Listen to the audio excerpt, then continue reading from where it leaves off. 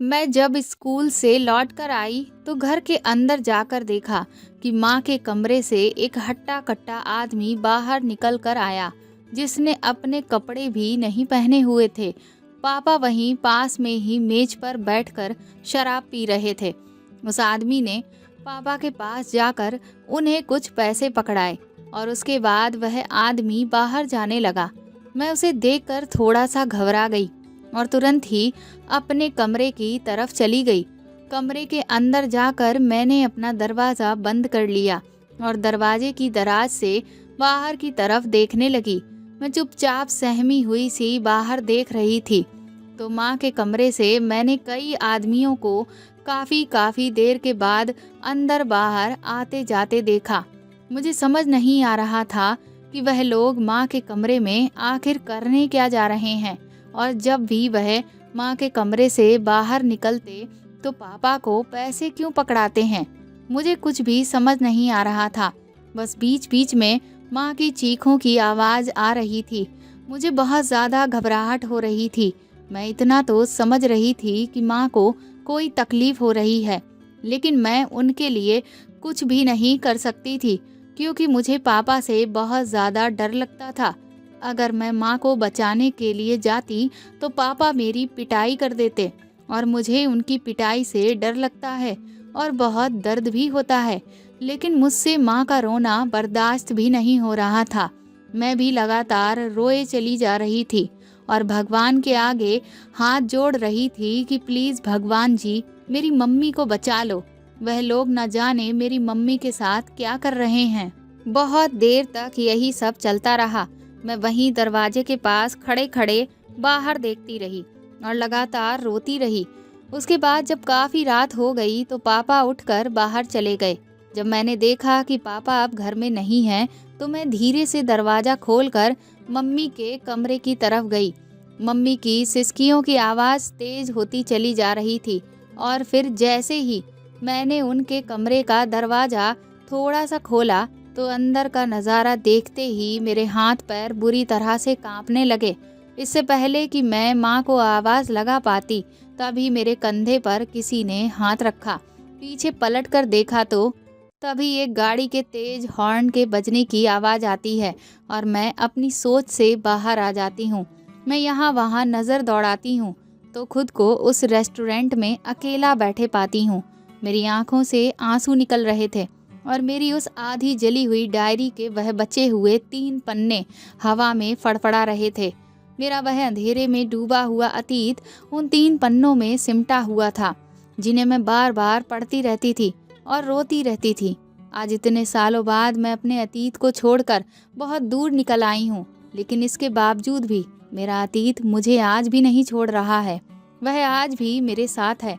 मैंने तुरंत ही अपनी कॉफ़ी के पैसे दिए और टैक्सी से बैठकर सीधा घर पहुंची। घर का दरवाज़ा जैसे ही खोला तो मौसी मेरा बेसब्री से इंतज़ार कर रही थी। वह मुझे देखते ही कहने लगी, मेघा कहाँ रह गई थी तू, मैं कब से तेरा इंतज़ार कर रही हूँ। मैं उनके करीब जाकर उन्हें धीरे से गले लगाकर बोली, मैंने आपसे कहा था ना मौसी कि खाने पर आप मेरा इंतज़ार मत किया करिए। आपको जब भी भूख लगे आप खाना खा लिया करिए। उन्होंने मेरी आंखों की तरफ ध्यान से देखा और कहने लगी, तू आज भी रोई थी ना। तुझे मैंने कितनी बार समझाया है कि अब उस सबको भूल जा, लेकिन तू मेरी बात सुनती ही कहाँ है। मैंने कहा, अरे नहीं, ऐसा कुछ भी नहीं है। बोली, अच्छा तो अब मुझसे छुपाएगी। तुझे मैंने कितनी बार कहा है कि अपनी वह डायरी फेंक दे, लेकिन तुझे समझ ही नहीं आता।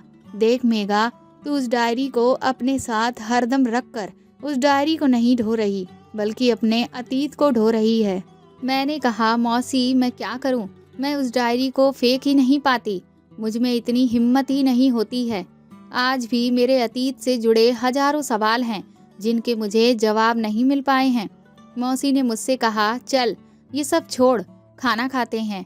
खाना खाकर मैं बिस्तर पर लेट गई और यही सोचने लगी कि कल से अब मैं ये सब बिल्कुल भी नहीं सोचूंगी और एक नई शुरुआत करूंगी। मेरा नाम मेघा है। मेरी उम्र 22 साल है। मैं एक मल्टीनेशनल कंपनी में 1 साल से काम कर रही हूँ और अपनी मौसी के साथ ही रहती हूँ। मेरी मौसी के जब कई सालों तक कोई बच्चे नहीं हुए तो उनके पति ने उन्हें तलाक दे दिया तलाक के बाद ना तो उनके पास कोई सहारा था और इधर मैं तो पहले से ही बेसहारा थी। इसलिए हम दोनों ही एक दूसरे का सहारा बने। मेरी मौसी ने ही लोगों के घरों में काम कर कर के मुझे पढ़ाया लिखाया और अपने पैरों पर खड़ा किया और आज मैं एक बहुत अच्छे पद पर काम कर रही हूँ और पूरी कोशिश करती हूँ कि मेरी मौसी को किसी भी चीज़ की तकलीफ़ ना हो। लेकिन उन्हें जो सबसे बड़ी तकलीफ़ है उसको मैं चाह कर भी दूर नहीं कर पा रही हूँ। वह बस यही चाहती हैं कि मैं अपने अतीत से बाहर निकल आऊँ और किसी को अपना हमसफ़र बना लूँ। पर मैं अपने अतीत को छोड़ ही नहीं पा रही हूँ। मेरे अतीत का काला साया मेरे मन पर हर वक्त हावी रहता है, जिसकी वजह से मैंने कुछ ऐसे फैसले लिए हैं जिनसे मौसी बिल्कुल भी खुश नहीं हैं। पर मैं चाहकर भी उन फैसलों से अब पीछे नहीं हटना चाहती। सुबह होते ही मैं तैयार होकर ऑफिस पहुंची तो मेरे बॉस ने मुझे कैबिन में बुलाया।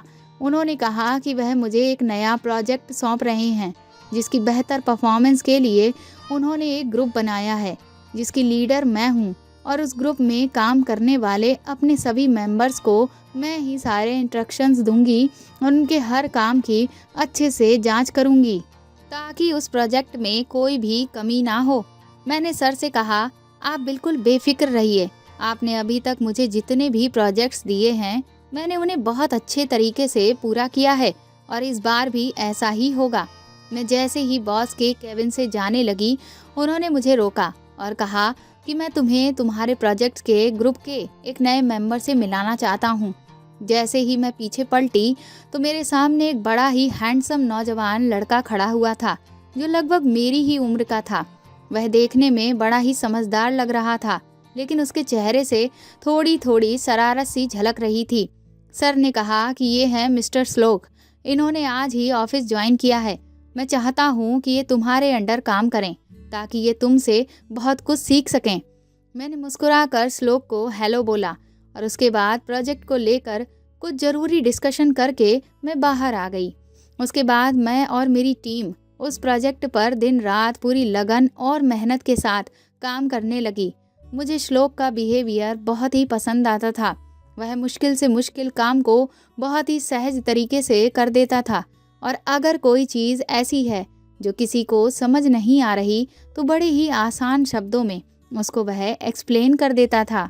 उसका सरल स्वभाव और शरारती अंदाज मुझे धीरे धीरे उसकी तरफ खींचने लगा था, लेकिन जैसे ही मैं उसके बारे में सोचकर मुस्कुराने लगती तभी मेरे अतीत के वह पन्ने मेरी आंखों के सामने आने लगते और मेरे दिल में श्लोक के लिए जागते प्यार को मैं तुरंत ही दबाने की कोशिश करने लगती और खुद को समझाने लगती कि ना ही मैं कभी किसी से प्यार कर सकती हूँ ना ही भरोसा। धीरे धीरे हमें साथ काम करते हुए 6 महीने बीत गए। इस दौरान मैंने और श्लोक ने कई सारे प्रोजेक्ट्स पर साथ में काम किया और वह सक्सेसफुल भी हुए, जिससे मेरे बॉस बहुत ज़्यादा खुश थे। इधर मेरी और श्लोक की धीरे धीरे बहुत अच्छी दोस्ती होती जा रही थी। मैं चाहती तो यही थी कि ज़्यादा से ज़्यादा उससे दूर ही रहूं, क्योंकि मैं जितना उसके करीब रहती मेरे दिल में उसके लिए प्यार का एहसास बढ़ने लगता, लेकिन वह मुझे खुद से दूर रहने ही नहीं देता था। कुछ दिनों के बाद बॉस की वेडिंग एनिवर्सरी आई तो उन्होंने हम सभी को अपनी पार्टी में इनवाइट किया। हम सब शाम को उनकी पार्टी में सेलिब्रेशन के लिए पहुंचे, लेकिन हम में से किसी को भी नहीं पता था कि उनकी पार्टी में जो सरप्राइज़ हमें मिलने वाला है उसे देखकर हम सब की आंखें फटी की फटी ही रह जाएंगी। सर ने केक काटा और उसे अपनी वाइफ को खिलाया और उसके बाद जो दूसरा पीस काट कर उन्होंने जिसे खिलाया उससे हम सब के दिमाग में कई सवाल आने लगे। दरअसल सर ने वह दूसरा पीस काट कर श्लोक को खिलाया। हम सब सवालिया नज़रों से कभी एक दूसरे को देखते तो कभी श्लोक की तरफ। तभी उसी पार्टी में शामिल एक अंकल श्लोक की तरफ आगे बढ़े और उसके कंधे को थपथपाते हुए बॉस को देखते हुए बोले, आपका बेटा तो अब बहुत काबिल हो गया है, ये आपके बिजनेस को आपसे भी ज़्यादा आगे लेकर जाएगा। ये सुनकर तो हम सब के मुंह हैरानी से खुल गए। हम सब कह रहे थे कि श्लोक बॉस का बेटा है। तभी पास में खड़ी एक आंटी ने जब ये बात सुनी तो कहने लगी, तुम्हें नहीं पता, यही तो है मिस्टर विजय नंदा का इकलौता बेटा। श्लोक नंदा, जो 1 साल पहले ही लंदन से पढ़कर यहाँ आया है। हम सब की हैरानी की इंतहा नहीं रही थी। हम सोच भी नहीं सकते थे कि हमारे बॉस का बेटा इतना डाउन टू अर्थ इंसान होगा। वह इतने महीनों से हमारे साथ काम कर रहा था, लेकिन हम में से कभी भी किसी को नहीं लगा कि वह इतना अमीर इंसान है और ये कंपनी उसी की है। उसके स्वभाव में कहीं से भी अपने पैसे या स्टेटस का घमंड नहीं झलकता था, बल्कि वह हमेशा बिल्कुल हम में से एक ही लगा। तभी श्लोक हमारे पास आया और मुस्कुराते हुए कहने लगा, क्यों, दे दिया ना झटका। अब हम सब उसके साथ बहुत अनकंफर्टेबल फील कर रहे थे, क्योंकि अभी तक वह हम में से एक था, लेकिन अब वह हमारे लिए हमारे बॉस का बेटा था। जब उसने हमें उसके साथ अजीब तरह का बिहेवियर करते देखा तो कहने लगा कि देखो, मुझे ये सब बिल्कुल भी पसंद नहीं है। मैं तुम लोगों के लिए आज भी वही श्लोक हूँ जो आज से कुछ महीने पहले था। आज भी कुछ नहीं बदला है। मैं कल भी तुम्हारा दोस्त था और आज भी तुम लोगों का दोस्त हूँ, और जैसे अभी तक काम करते आए थे साथ में, वैसे ही आगे भी मिलकर काम करेंगे और मेघा जी से बहुत कुछ सीखेंगे। उसकी ये बात सुनकर हम सब मुस्कुराने लगे। हमने श्लोक से पूछा कि तुम्हें अपनी ही कंपनी में एक एम्प्लॉय की तरह काम करने की आखिर ज़रूरत ही क्या है। तो वह कहने लगा, इंसान तभी सक्सेसफुल हो सकता है जब उसके पास एक्सपीरियंस हो, और एक्सपीरियंस के लिए जब तक मैं एक एम्प्लॉय की तरह काम नहीं करूँगा तो सीखूँगा कैसे। उसकी बातें सुनकर हम सब बहुत इम्प्रेस थे। जब मैं घर लौट कर आई तो मेरे मन में श्लोक के लिए जो प्यार और इज्जत थी वह और ज़्यादा बढ़ चुकी थी। मैं बार बार यही सोच रही थी कि क्या श्लोक जैसे इंसान भी इस दुनिया में हैं, वरना कुछ लोग तो ऐसे हैं जिनके पास अगर 4 पैसे भी आ जाएं तो वह सामने वाले को अपने पैरों से कुचलने की कोशिश करने लगते हैं। कुछ दिन के बाद मैं और श्लोक साथ में एक साइट पर काम देखने के लिए गए। मैं अभी वहाँ श्लोक से काम को लेकर डिस्कशन कर ही रही थी कि मैं जैसे ही उसे कुछ कहने के लिए पीछे मुड़ी तो हैरान रह गई, क्योंकि श्लोक ज़मीन पर अपने घुटनों के बल बैठा हुआ था और हाथ में एक रिंग पकड़े था। उसे इस तरह से करते देख मेरे मन में एक तरंग सी दौड़ गई। उस एक पल में मुझे खुशी, उमंग और दुख सारे एहसास एक साथ हो गए थे। मैंने खुद के एहसासों को नियंत्रित करके उससे पूछा कि तुम ये क्या कर रहे हो। तो श्लोक ने मुझसे कहा, विल यू मैरी मी। मैंने श्लोक को उसकी बाहों से पकड़कर खड़ा किया और उससे कहा कि तुम शायद मुझे गलत समझ रहे हो।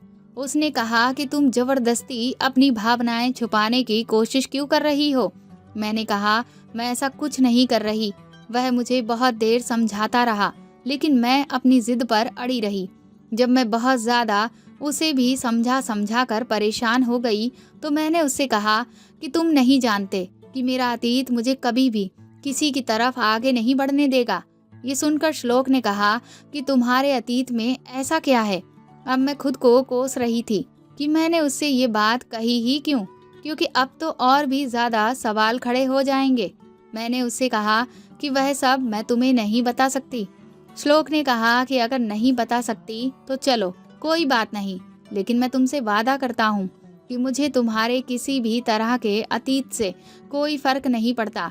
मैं आज में जीना जानता हूँ और आज मुझे बस इतना पता है कि मैं तुमसे प्यार करता हूँ और शादी करना चाहता हूँ।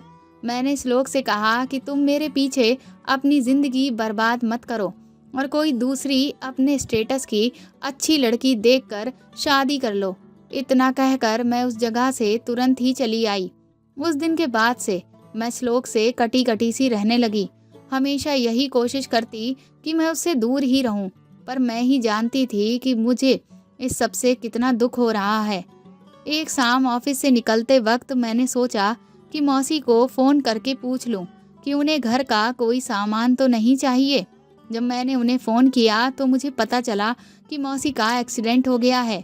ये सुनकर मैं दौड़ी दौड़ी घर पहुंची। घर पहुंचकर देखा तो मौसी सोफे पर बैठी हुई थीं। उनकी चोटों को देखकर तो मेरी हालत बुरी तरह से खराब हो गई। मैं रोने लगी तो वह मुझे समझाने लगी कि फिक्र करने की कोई बात नहीं है, बस जरा सी ही चोटें लगी हैं। वह तो भला हो उस लड़के का जो मुझे सही मौके पर डॉक्टर के पास ले गया और फिर वह मुझे यहाँ घर तक लेकर आया। मैंने कहा कि कहाँ है वह इंसान? तो मौसी ने कहा कि वो मेरे लिए जूस लाने गया है। मैंने तो उसे बहुत मना किया, लेकिन वह माना ही नहीं। मैंने कहा, लेकिन आपको ये चोट कैसे लगी? तो कहने लगी कि मैं सब्जी लेकर जा रही थी, लेकिन तभी अचानक से एक बाइक वाला बहुत तेजी से मेरे पास से निकला और मेरी साड़ी का पल्लू उसकी बाइक में कहीं हिलक गया, जिससे मैं बुरी तरह से सड़क पर घिसट गई। और जब तक पल्लू बाइक से छूटा तब तक मेरे चोट लग चुकी थी। वह बाइक वाला तो वहां से भाग गया।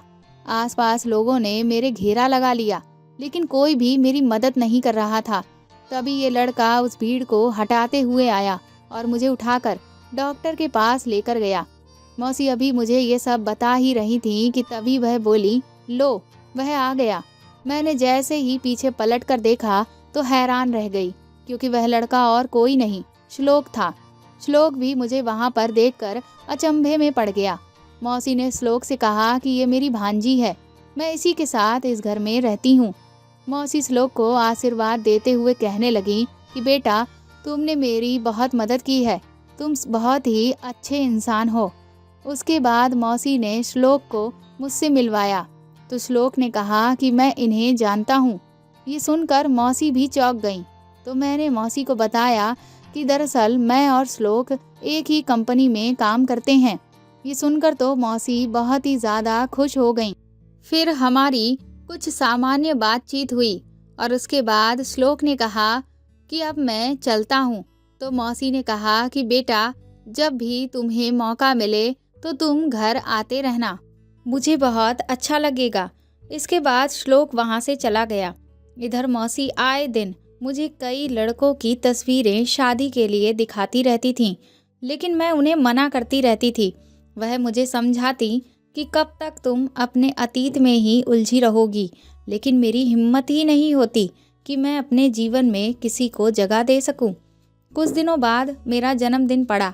जब मैं ऑफिस से लौट कर आई तो देखा मौसी केक के साथ मेरा इंतज़ार कर रही थी और उन्होंने श्लोक को भी घर बुला लिया था।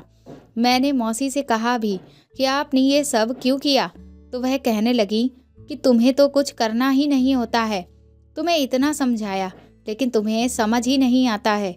मौसी श्लोक से कहने लगी कि तुम तो इसके दोस्त हो, तुम इसे क्यों नहीं समझाते कि ये भी अपनी ज़िंदगी में आगे बढ़े, छोटी मोटी खुशियों को मनाए।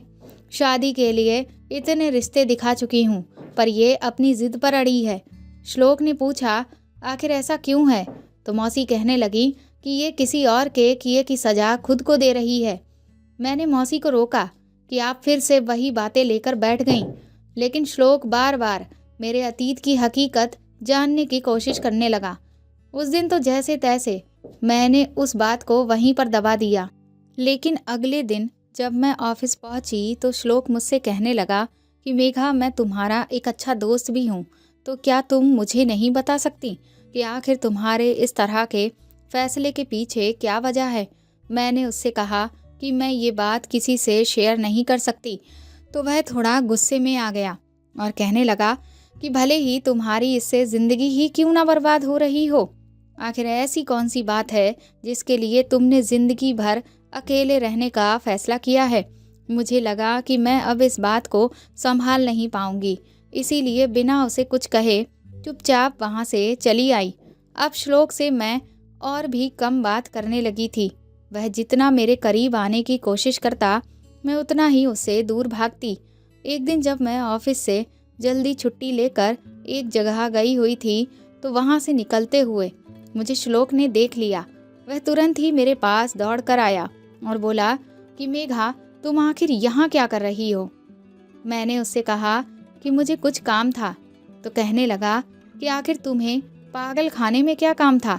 मैंने उससे कहा कि ये मेरा निजी मामला है, तुम इस सब में मत पड़ो। वह कहने लगा कि तुम आखिर क्या छुपा रही हो और क्यों? मैं तुमसे कह रहा हूँ ना कि तुम्हारे अतीत में चाहे कुछ भी हुआ हो, लेकिन मुझे उससे कोई भी फर्क नहीं पड़ता है, तो तुम मेरा विश्वास क्यों नहीं करती?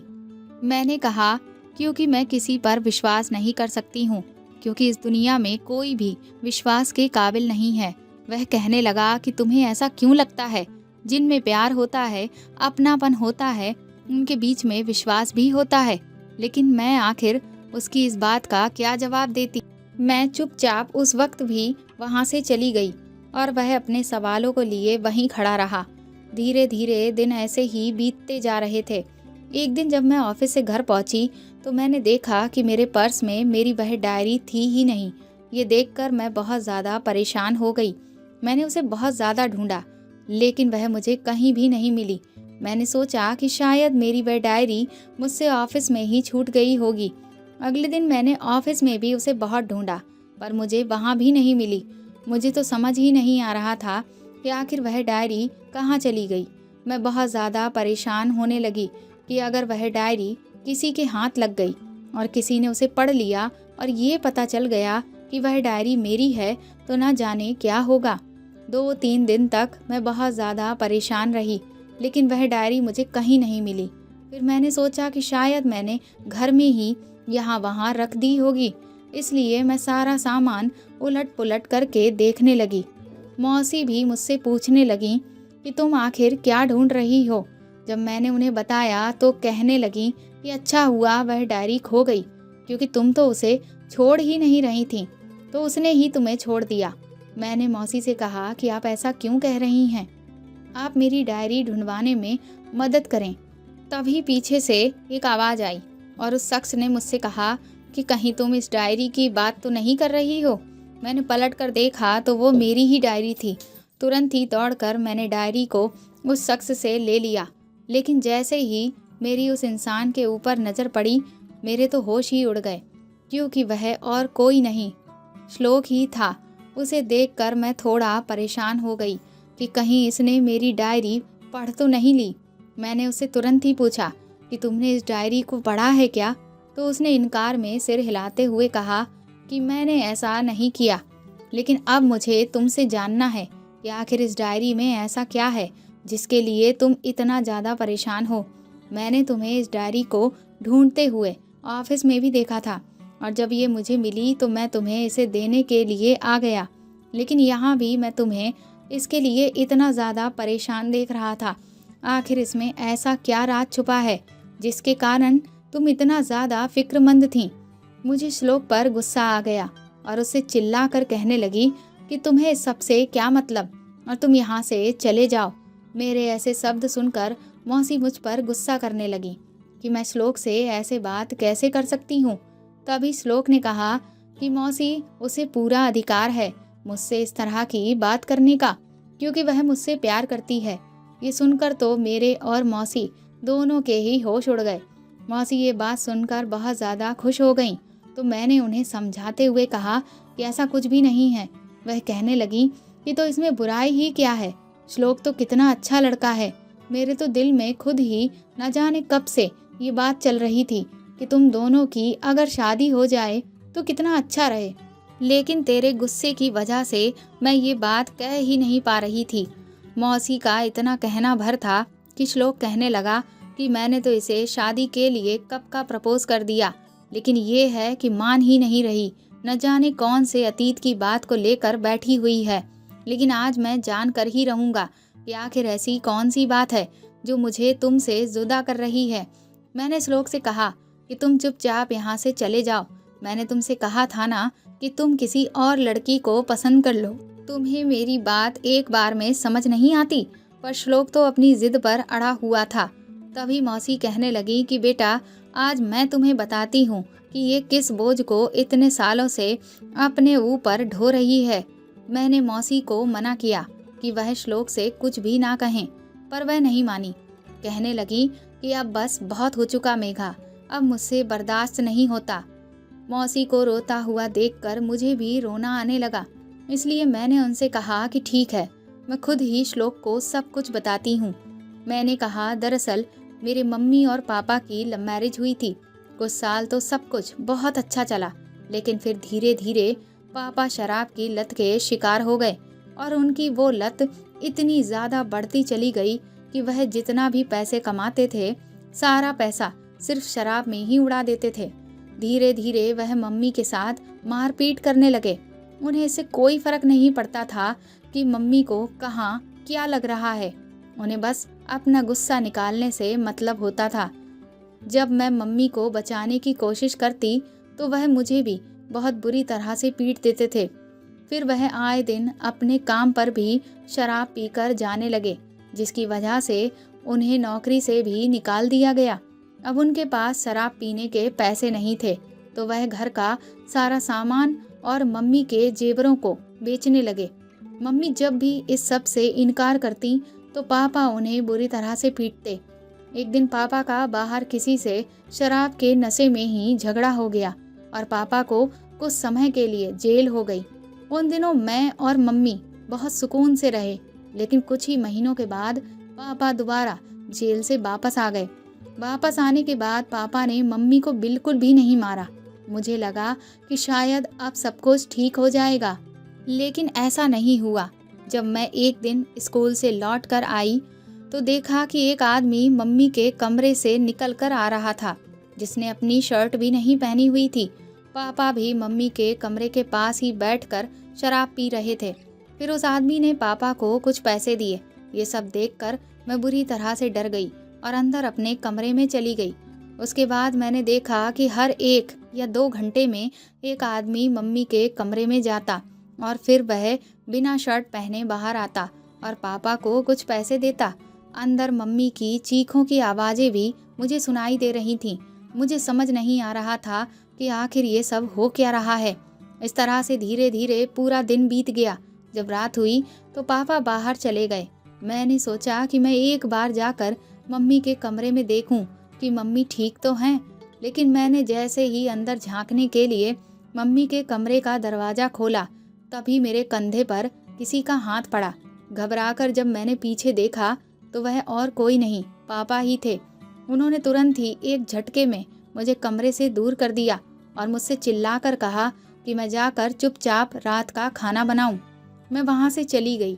इसी तरह से कई दिनों तक ऐसा ही चलता रहा। मैं जब भी स्कूल से लौट कर आती तो कई सारे मर्दों को मम्मी के कमरे में आते और जाते देखती और मुझे सिर्फ मम्मी की चीखें ही सुनाई देती। पापा मुझे मम्मी से मिलने ही नहीं दे रहे थे। लेकिन एक दिन मौका पाकर जब मैंने मम्मी के कमरे में झांक कर देखा तो मेरी रूह कांप गई, क्योंकि अंदर एक आदमी मम्मी के साथ गलत काम कर रहा था और वह बुरी तरह से तड़प रही थी। ये देखकर तो मेरे हाथ पैर फूल गए। मैं सोच भी नहीं सकती थी कि मेरा बाप मेरी माँ के साथ इतना बुरा कर सकता है। मुझे अपने बाप से नफरत होने लगी। मेरा जी चाहने लगा कि मैं उसकी जान ले लूं, लेकिन मुझ में इतनी हिम्मत नहीं हो रही थी कि मैं उनसे लड़ पाऊं। उस वक्त मुझे किसी भी तरह से बस मुझे अपनी माँ को बचाना था। इसलिए मैंने पड़ोस वाली आंटी के यहाँ जाकर अपने नाना जी को फ़ोन किया और उन्हें सब कुछ बता दिया।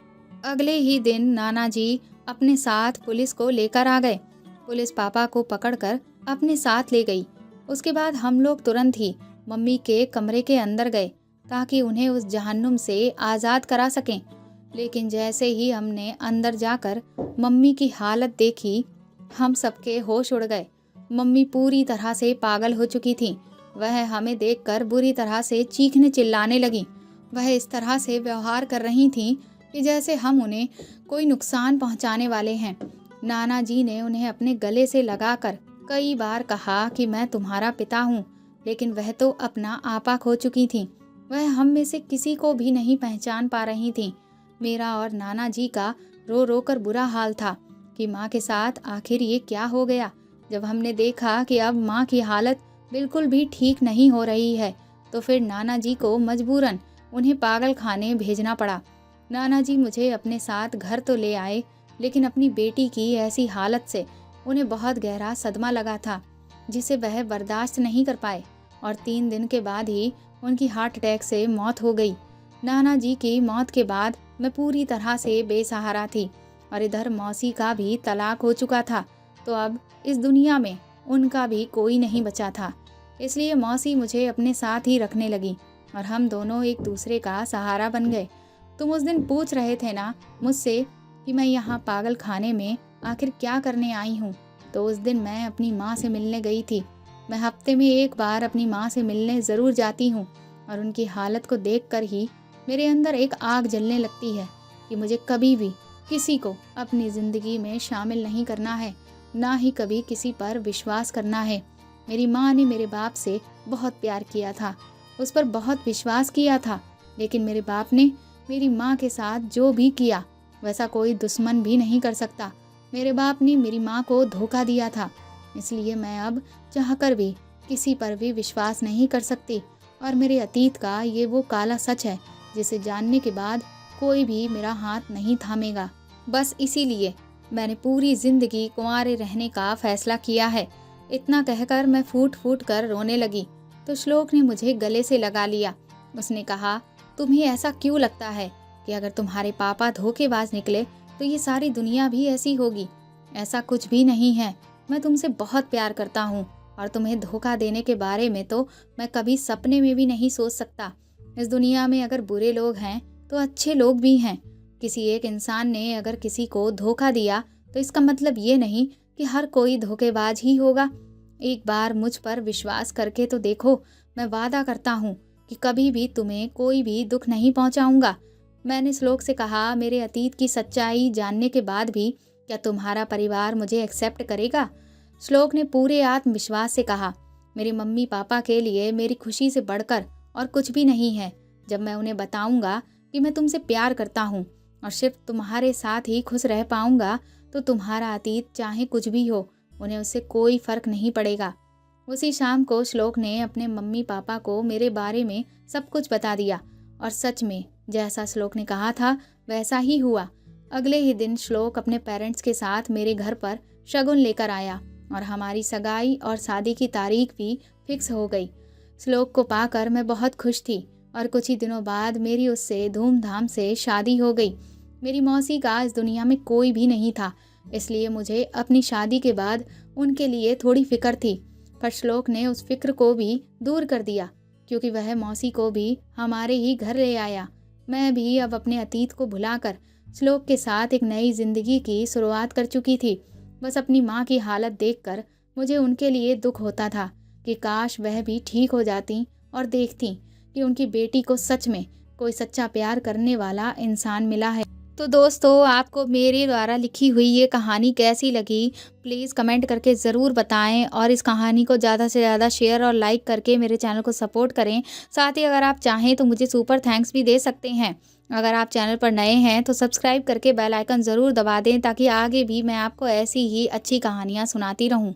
Thank you.